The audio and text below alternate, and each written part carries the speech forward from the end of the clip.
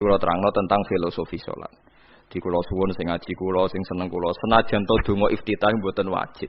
Tapi nek di kesempatan kedah diwaca karena ndak ada riwayat yang mengatakan ulama pernah meninggalkan itu. Senajan to sak kadar. Terutama pas napa inna sholati wa nusuki wa mahyaya wa mamati lillahi rabbil alamin.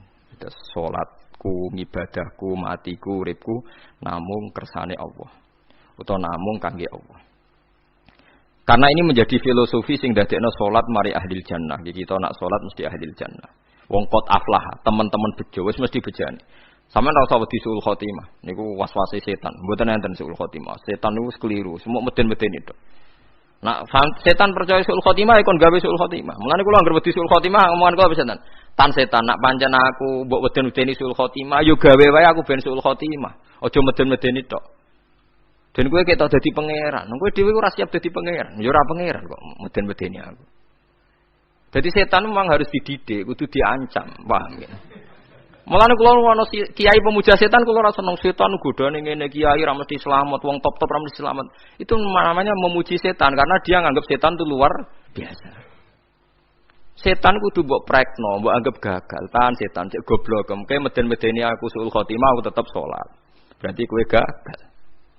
Karo dene nek kowe kepengin menungso sesat kabeh ya sesatno wae ora usah meden-medeni jare kowe kondang kok trimo mok ngono-ngono tok ae.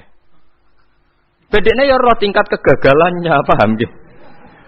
Jadi setan harus dididik bahwa dia juga sering gagal. Setan kan ingin manusia enggak sholat semua kan, zina semua, maling semua. Ternyata kita enggak maling. Yang sholat juga banyak. Itu kan berarti tingkat kegagalan apa? Setan. Lah kita ndak ora dan setan wis salat puluhan tahun digodho ilang gandene goblok kowe. Nak wong iku salat puluhan tahun berarti puluhan tahun dalam kegagalan setan. Mergo wong salat berarti setane gagal. Mulane kula mbek setan niku saiki tambah wani. Ya mletene ngono kon neraka ya kok gelem. Misale dekne hebat kan mboten purun Gusti tak ning swarga mawon. Ternyata dekne mlebu swarga gak iso kan? Lah yo mletene lah yo wong lemahe ngono kok mbok entuk. Artinya setan kan lemah sekali kan? Lha iku sedekah lazim ketika ngendikan inna kaidas syaitani kana napa dhaifa. Sebenarnya setan itu dalam bahasa Quran itu dhaif sekali. Lemah sekali. Tapi kita sering muji. Nggih, sering napa? Sering muji. Darani setan hebat, wong wali, wong alim kadang digodho kena. Ya soal kena cara kena akeh ra kena ngono wis akeh napa? Akeh mboten napa? Kena. Minimal ngeten lho sampean. Tapi kula nate Gus kepengin tahajud ra sida tahajud berarti setane menang. Tapi setan ora sekedar kowe kepengin ra tahajud, kepengin kowe kafir. Ngomong kira tahajud tenan iku ya setan cek rugi kok. Tapi kowe cek Islam, tapi cek mlebu swarga, kepengin ku nganti apa? Kafir. Jebule kowe ora kafir kan?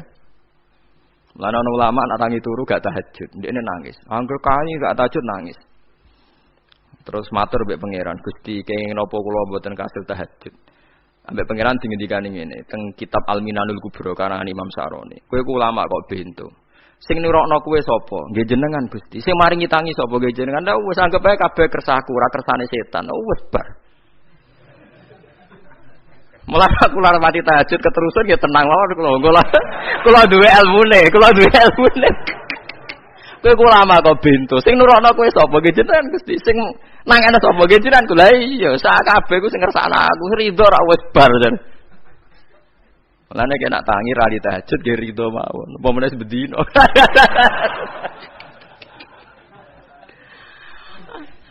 Jadi penak berislam tuh enggak apa-apa. Berislam tuh gampang. Ya kowe turu sing kersakno sapa? Nggih jenengan Gusti. Kowe tangi sing kersakno sapa? Lah ya sanggep bae ku kabeh kersakku bar. Paham ya? Terus nak wae tahajud ya tahajud ya kersane pangeran. Ra tahajud ya ra tahajud ya kabeh kersane napa? Pangeran. Penting mboten maksiat mun sae. Penting mboten napa maksiat. Mun jenengan ngandel kula. Inna sholati wa nusuki wa mahyaya. Lah ini sing titik tekane teng wa mahyaya. Ngeten misale. Urip niku kabeh kersane Allah. Carane mikir ngeten. Tiang-tiang sing jaduk-jaduk dhisik ya mati. Nabi nggih kapundhut, tiang-tiang saleh nggih kapundhut, tiang-tiang dolim nggih kapundhut. Kalau betul mereka ingin menjaga kehidupan, berarti kalau betul mereka kuasa kan tidak kapundhut. Hidup selamanya nyatane do mati. Berarti urip mati namung kersane Allah. Terus misalnya sampean berpikir, lalu somben nek wis dadi lemah carane tangi piye? Lah ini yang penting kula aturaken teng ngaji mriki. Kula sederenge ngaji nu sering akhir-akhire sering salat maca ayat liyahlika man halaka am bayyinati wa yahya man hayya napa am bayyinah. Tugase ulama iku jelasno ayat-ayate pengiran. Sampeyan saiki tak bedheki. Sekarang sampean Anda hidup itu tahu alasannya enggak? Kenapa Anda hidup? Enggak tahu kan? Kenapa kita masih hidup? Enggak tahu. Kenapa Anda wujud? Juga enggak tahu. Kita pernah enggak ada, tahu-tahu ada. Juga enggak tahu alasannya kenapa. Yang jelas di luar ikhtiar kita. Setelah kita katanya punya akal ya, saya bilang lagi loh. Setelah kita katanya punya akal terus bilang kita masih hidup karena orang kelindes truk. Karena enggak kena penyakit. Karena jantung kita normal, paru-paru kita normal. Terus kita bilang hidup. Jadi kita atas nama kebodohan bilang kita hidup karena jantung kita normal, paru-paru kita normal, semuanya normal. Maka kita hidup. Nah ditakoi, lalu kapan kita mati? Setelah jantungnya rusak, paru-parunya rusak, terus kita mati. Tapi orang yang sama kalau ada bilang, berarti yang menjadikan hidup itu jantung dan paru-paru. Lalu berarti zaman kita belum hidup itu jantung dan paru-paru harus ada dulu, karena itu yang bikin hidup. Ya ada juga, dulu ya ada juga. Loh ya kalau jantung dan paru-paru semuanya normal menjadikan kita hidup, berarti jantung dan paru-paru harus wujud dulu-dulu, karena itu yang menciptakan kita hidup. Ya ada juga yang tidak tahu. Paling-paling nanti statusnya paru-paru jantung hanya dipakai alat Tuhan untuk menjadikan ada kehidupan. Yang kita kira ada. Padahal sebenarnya kehidupan ini juga enggak ada, karena kita tidak tahu. Sing darani urip ku apa ya ora roh. Kowe roh maknane urip ku apa? Ulama kabeh sing alim-alim darani urip ku apa? Ora mati ngono tok jawabane. Perkatane ora iso jelasno. Mulane ning Arab al hayat didul mamat, sing darani urip iku ora mati. Karena enggak bisa dijelaskan, coba Anda menjelaskan. Kowe urip ku sebab apa? Ada nyawanya, nyawa itu di mana? Terus dia nempatnya di mana? Oh, nyempatnya di jantung ngene-ngene. Suara iso dijelasno. Nah, ketika hidup Anda tidak bisa Anda jelaskan, kudune sok ben wayahe tangi saka kubur juga enggak bisa dijelaskan. Karena wujud kita ya datang tanpa diundang dan tanpa ikhtiar kita. Nanti tangi saka kubur ya ora nganggo ikhtiar sama kan?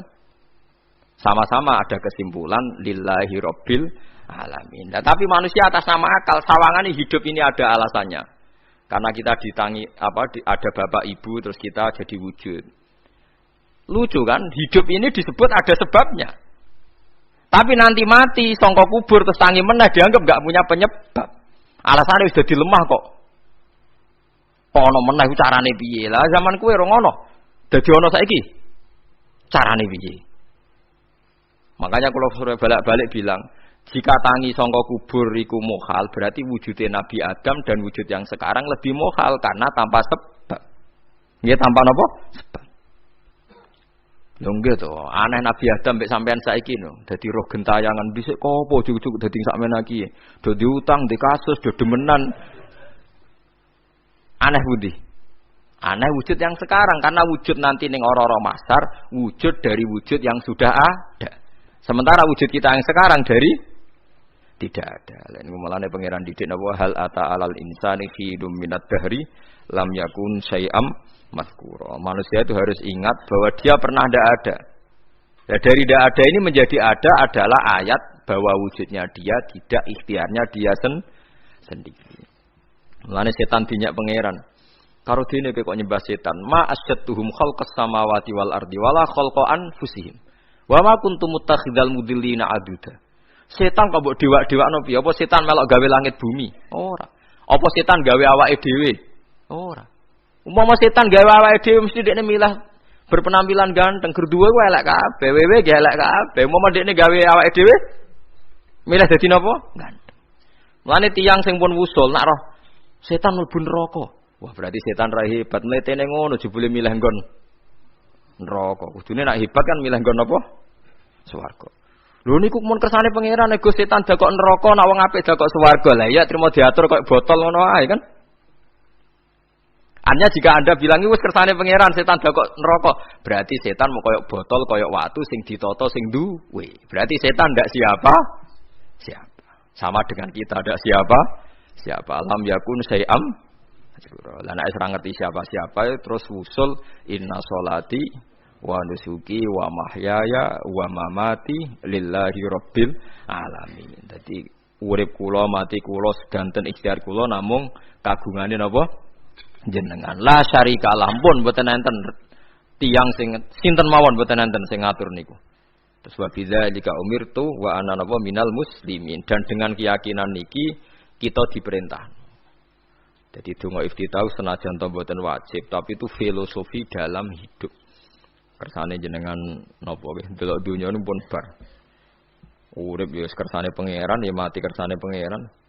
Mula kadang nggih mikir, aku nek mati, bar mati jebule gak kiamat-kiamat tak kesuwen cah ngenteni atusan napa tahun misalnya. Anda tidak usah khawatir begitu. Zaman Nabi Adam nganti bapak amak wis saiki 7.000 tahun.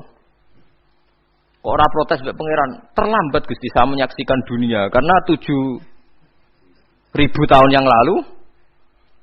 Nggih saniki kan pun tahun pinten to? 7.000. Umure donya saniki pun pinten? SM itu kalau menurut penanggalan agama itu 5.000 tahun. Sebelum Masehi dihitung Nabi Adam itu. Pokoknya dihitung langit bumi niku pinten? 5.000 tahun. Lah sakniki tahun 2000 sekitar 7.000 tahun.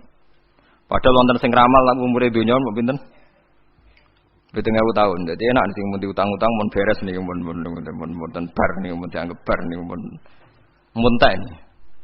Jarine to. Dieling-eling nggih kula suwun senajan to ilmu niki mun lazim diyakini tiyang Islam. Tapi sampean ulang-ulang. Kados srengenge misale. Kula nek delok srengenge niku eling. Berarti urip ning swarga selawasi-lawas iku mungkin. Karena Allah bisa menciptakan benda yang begitu panas, tapi punya daya tahan atusan tahun.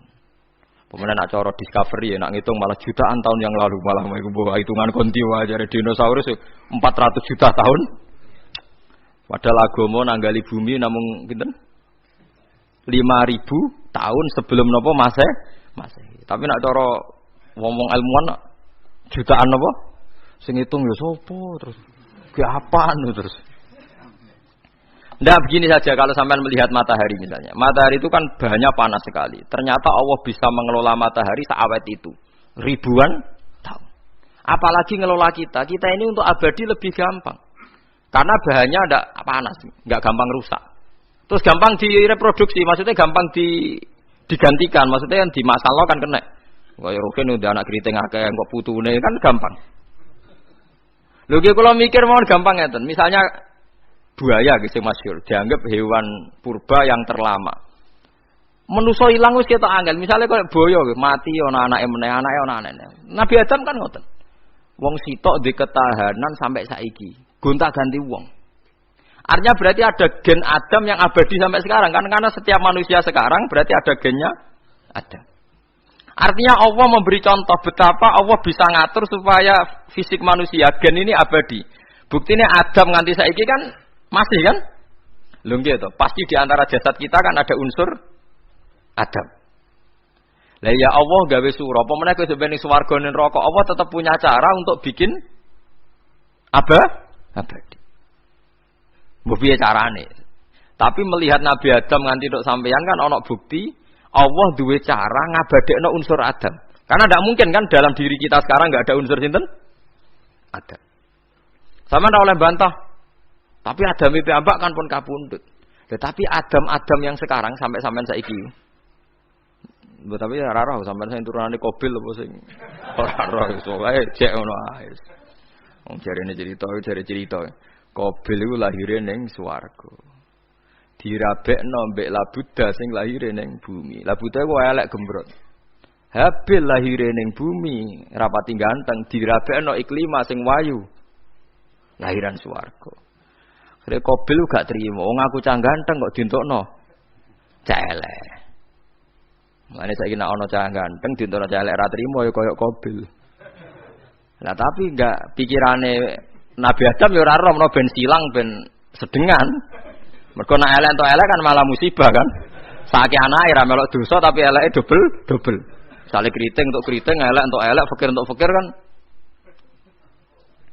Ya memperparah to nggih. Cara kula jan haram. Elek untuk elek rabi cara kula haram. Saiki anake kan ra roh apa ujug-ujug elek banget ora terima elek apa? Elek napa? Banget.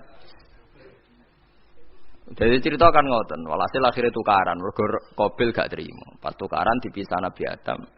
Angger sing takorupe sukses berarti ikhtiare bener. Ya mau Habil nyembelih wedhus, sing Qabil seneng buah-buah.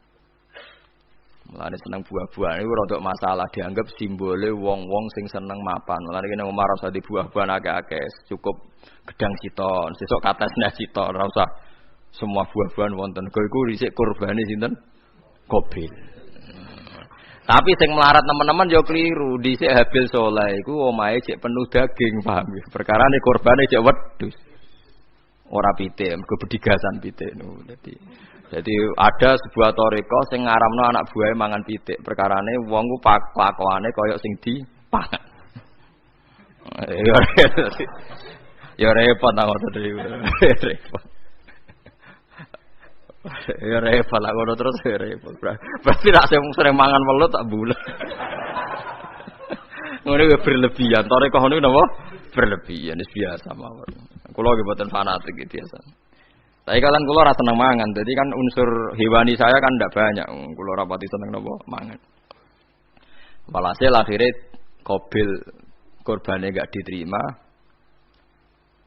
Habil diterima. Terus semenjak itu juga akhirnya walhasil Qabil mateni Habil. Jadi makanya konflik wedoan, konflik tertua. Mental membunuh ya mental tertua. Pertama peradaban manusia itu dibangun rebutan wong wedok dan saling membunuh. Nek ana tukaran kira usah gawa, iku tradisi terlama, nggih, tradisi terlama manusia.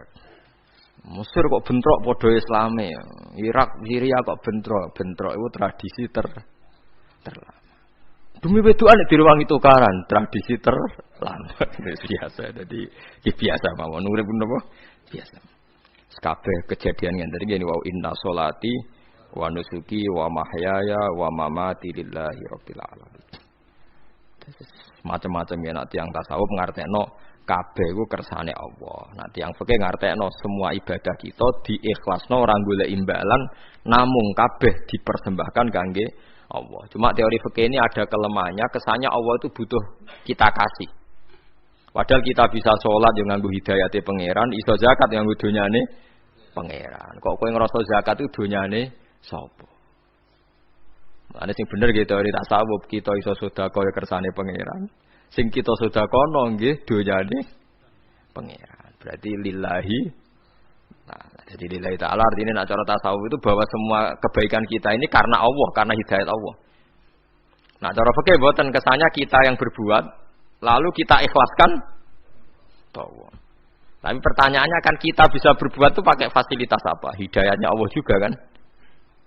Nah, makanya ilmu tertinggi dianggap tasawuf karena tasawuf ini yang benar-benar lillahi rabbil alamin. Tapi fikih juga baik karena wong kan seneng GR to nek muni aku alhamdulillah bar zakat. Muni aku alhamdulillah bar zakat itu kan ya ora jelas.